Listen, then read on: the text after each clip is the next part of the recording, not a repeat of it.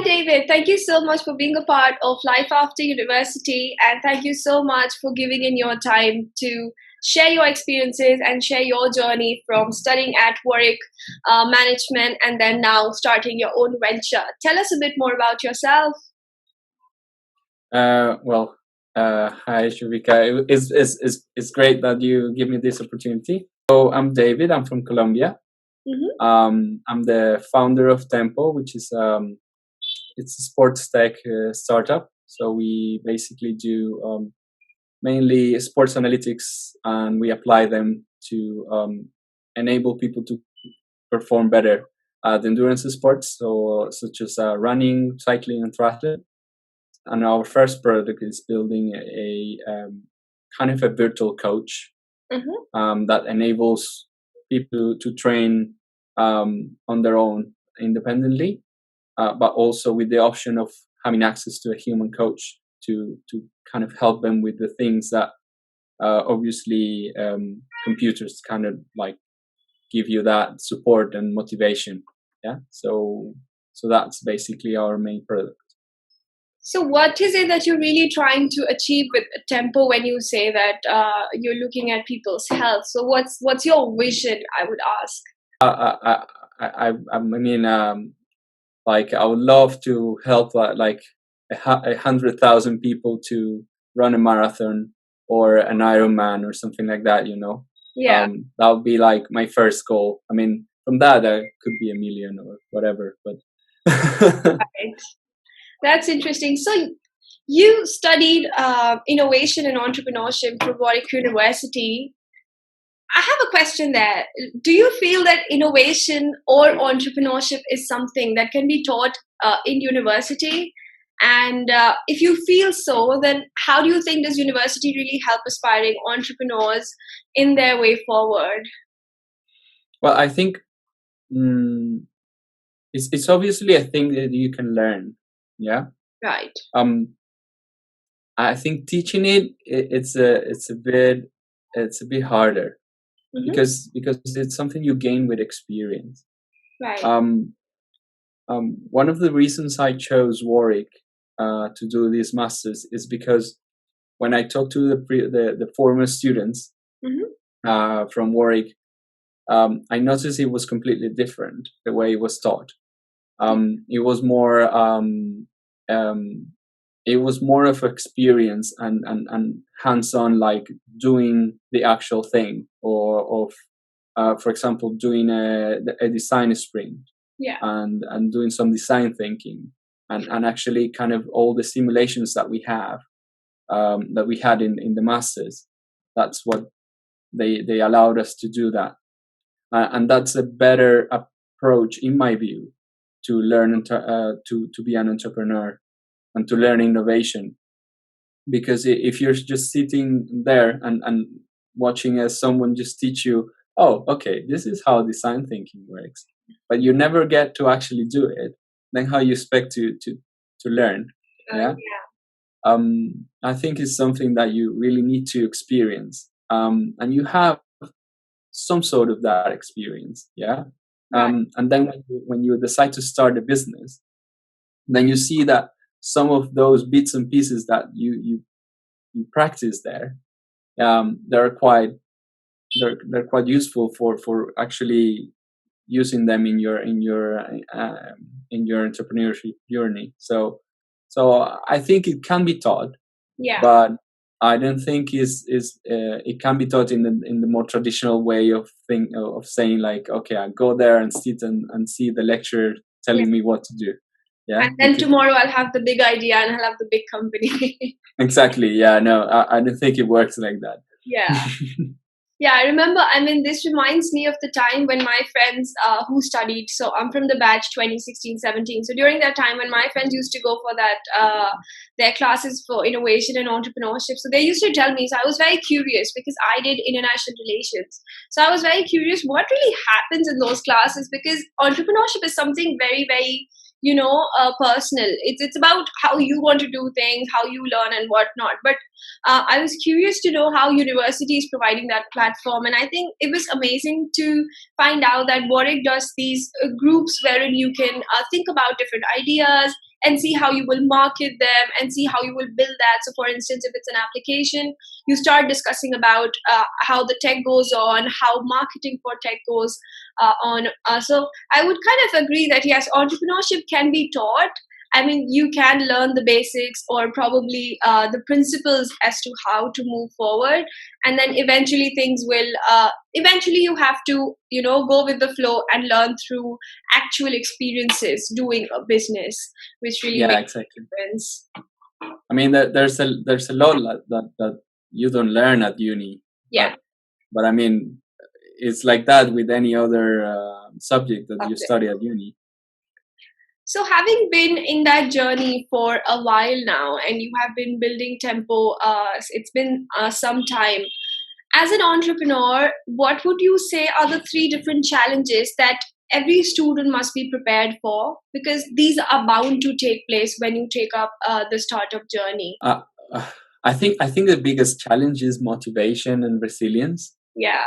To be fair, you need something that really triggers you and really like kind of no matter what you're gonna pursue it. Yeah. I think the best reason for that is because you're gonna hear a lot of no's. Like people will tell you no just because, or just because they don't understand. Maybe you're not expressing the things in the correct way. Maybe you're not pursuing. I mean, your idea is not well refined yet, so you probably encounter a lot of no's in the way. Yeah. But the important bit is to be that resilient and understand why the person said no. I have the courage to ask for that feedback and say, okay, why wouldn't you buy it, or why do you think this wouldn't work? And that's a thing that you need to be prepared for. Yeah. Right. But I used to have a partner for my business, and at some point we had some yeses that were great. Yeah. But at some point we started getting no's because we needed to kind of pivot and make it look like something that it was worth pursuing. And at some point that person just said, okay, I'm done with this. Yeah. So yeah, I mean, it's part of the journey, but you have to be prepared for that. And you have to actually find something that you really love, and you really say, I'm up for this. Yeah. For a long time, because it's like a marriage, you're gonna be there for a long time. For a long time, yeah. Yeah. Some of the things that I would say that I see that some people struggles with, like going and selling to some people in some big company, for me is not a big challenge. Yeah, because I've done that before. But I guess for someone else, that could be a challenge. So you need to be prepared for those things. Right. The other thing is, so for example, I see a lot of people who's very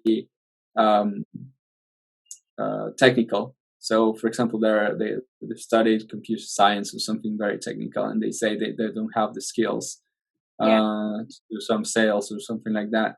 And then they discover that they have them. Yeah.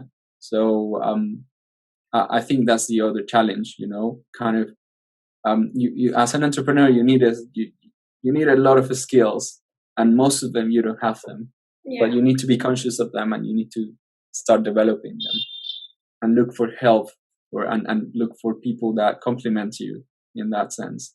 So be open to kind of be sharing and actively talking about your idea. I see a lot of people who's very scared of sharing their business ideas because they think someone is going to steal them. Steal it, yeah. I mean, that could happen, but I mean, when you take a look and when I reflect on how it's been my journey as an entrepreneur, I see I have to overcome so many obstacles to pursue my business idea, that I don't see that someone else could be easily saying, "Oh, I'm gonna do that because it's very easy." I'm gonna do it exactly how David does it then. Yeah, exactly. So it's not gonna be easy anyway. Exactly. So it's not gonna happen. Yeah. Yeah, and like you mentioned, that the kind of skills that you possess will never be similar to somebody else. And what you can bring to your own idea, your own business, no one else can.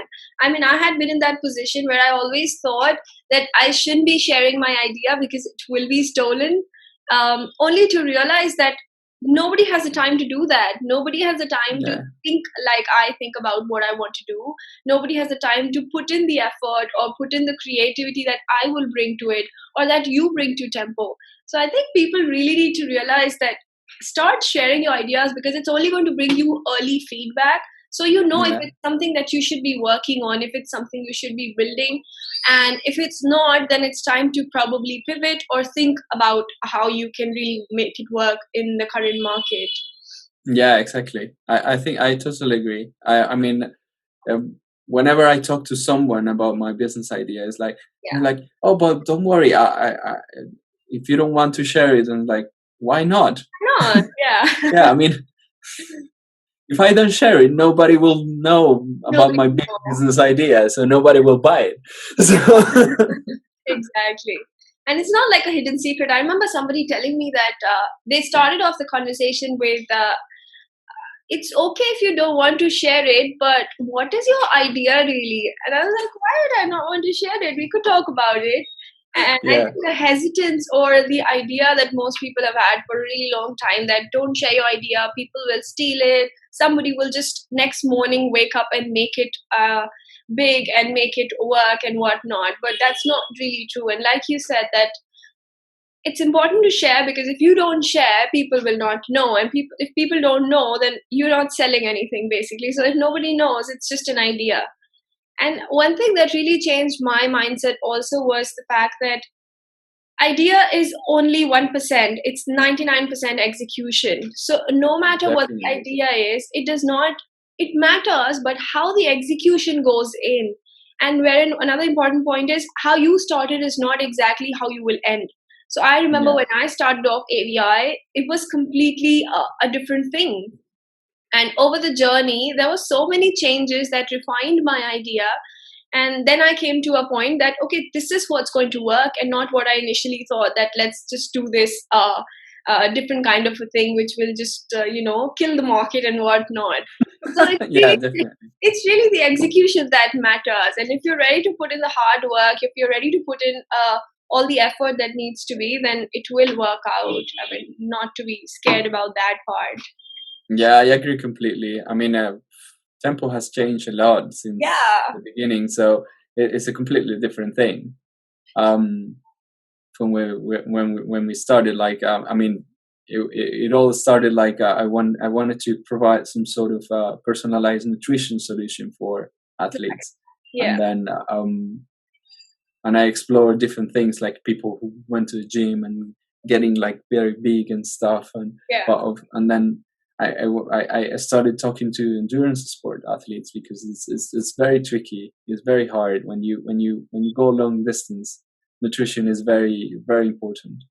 But then I realized there wasn't a big enough market for this to make an impact. So, but there was an opportunity in the training bit. Right.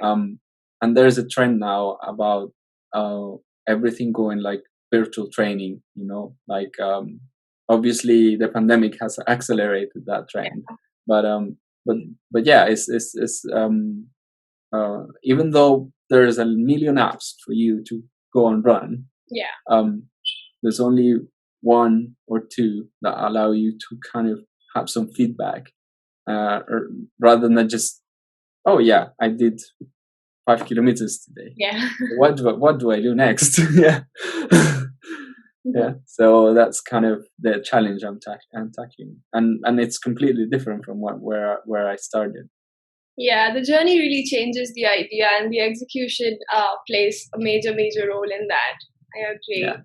Now, a lot of students in university develop the feeling that they do not want to be working somewhere, but want to start their own ventures and want to be startup founders or be entrepreneurs after university. So, what would be your advice to students who want to start up, who want to have their own companies, but have no idea where to start? Like, have no idea what their idea is, have no idea what they want to build or what problem they want to solve. What would be your advice to any student like that? Yeah, well, I think it all comes down to what you really, well, I mean, what you're interested, what yeah, what are your interests. So for example, I mean, I love sports and I love traveling, and I used to work for an airline, so I knew a lot about that industry, but I also very curious about sports and this kind of thing. So at some point I just said, okay, I'm gonna try with you one of those, yeah. And then you start looking for a problem, and that's how and I think for any students, no matter, regardless they are studying innovation entrepreneurship or they're studying something else, it doesn't really matter. If you read a little bit about design thinking, then you get to start to know how innovation happens, and how ideas come into reality. Yeah, when you know how design thinking and lean startup work, I think those are the basis. If you I mean, there are tons of videos on YouTube on how they work. So go watch some of those. That's my advice, and get familiar with that, and start with that. Think like that. Look for a problem. Look for a problem that you're familiar with, or someone you know very close to you has it. Right. So you can have first hand feedback on how that problem is affecting that person, and see, and then build try to build an idea around that and solve that problem, and see if that problem is actually something that is worth solving. So I guess that's my best advice, you know. I think that is great advice, because I started that way. There was a problem that I saw, and then I was like, how about I build a solution around that? And it wasn't until that point that I knew that you should be looking for a problem and not for just about anything to be created, because you really want to solve a problem that can help change lives. And another thing that you mentioned is see what your interests are, because as students, if you're not aware about the fact that what do you want to start with, I think knowing your interest, knowing what you love doing, and finding what you want to change in that particular industry or with that particular thing can really help. It can really shape your motivation as well, because when you really like doing something, you put in more effort, more time into that, and you also enjoy doing it. And when you're starting your own venture, I think the best part is you are into something that you really enjoy and you love doing. So when you're doing it with your own interests, that's something that you like, then nothing like it. Then you can enjoy the journey of startup and entrepreneurship. Yeah, exactly. And you need to be working on something. I mean, as I said before, on something that you really like and you're really motivated to pursue. Um, and I mean, I think one of the things that you need to focus on is not to be kind of in love with your product, rather than the problem. Okay, I'm gonna solve this problem. Yeah. No matter how, if it's an app, then it's an app. But if it's I don't know, I have to set up a building and give some classes, then that's the solution. But you're still solving the same problem. Yeah. I think you're mentioning a very interesting point there, that a lot of people fall in love with the solution that they create, and when that's not working, they're upset. And when they hear the no's from other people, they kind of think that this is not going to work. But instead of thinking that it's not the solution that you should be falling in love with, but with the problem. And if, like you said, like if it's being solved by building a brick and mortar system instead of an app, then be it. I mean, if you're trying to solve the problem, then it could be just about any way, instead of just thinking, no, it's just going to be an app that will solve this problem in the world. Otherwise, nothing else can be created. I think it needs to be very flexible like that. Yeah, exactly. I think that's the best thing to have in mind all the time. Yeah. Absolutely. Now that we come to the end of this conversation, wherein you shared so much about how entrepreneurship for students can be nurtured, uh, the last thing that I would like to ask is, what is that generic advice you would give to any student graduating, career advice that you would give to students? Oh, well, I think it's just try to look for something you're interested. Yeah. I mean, sometimes, and I think people have heard it enough, like do what you love and these kind of things. Um, it's, I mean, obviously, if you know what you love, go for it. Yeah. But most of the time, I see people don't know. I mean, I've been in that situation that I mean, like, okay, I have interested. I like this, I like that, but there's no single thing that I see myself doing from the entire uh, length of the universe. You know, it's like you need to create those passions to some extent, but obviously the basis of those are your own interests. So find those and see, okay, if you like finance and you like big corporations and you think that's the path, just go for it. Yeah. If you, I mean, I've seen people who loves art and they started their business doing something about art.